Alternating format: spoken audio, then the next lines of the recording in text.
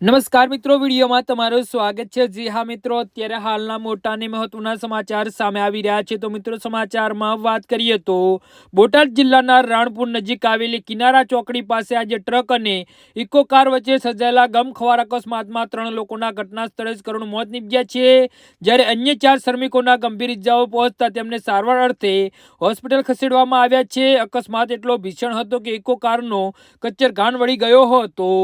તો પ્રાપ્ત માહિતી અનુસાર ઇકો ગાડી માં સવાર મુસાફરો મૂળ મધ્યપ્રદેશના પનાલા ગામના શ્રમિકો હતા। આ શ્રમિકો રાણપુરાના કુંડડી ગામે ખેતીવાડીના મજૂરી કામે આવી રહ્યા હતા, ત્યારે કિનારા ચોકડી પાસે પૂરપાટ ઝડપે આવતી ટ્રક સાથે તેમની કારની ભયાનક ટક્કર થઈ હતી। અકસ્માતનો અવાજ સાંભળી આસપાસના સ્થાનિકો અને રાહદારીઓ તાત્કાલિક મદદ માટે દોડી આવ્યા હતા। બનાવની જાણ થતાં જ 108 એમ્બ્યુલન્સને રાણપુર પોલીસ અને મામલતદાર સહિતનો કાફલો ઘટના સ્થળે પહોંચી ગયો હતો। અકસ્માતમાં 3 શ્રમિકોના સ્થળ પર જ દમ તોડી દીધો હતો।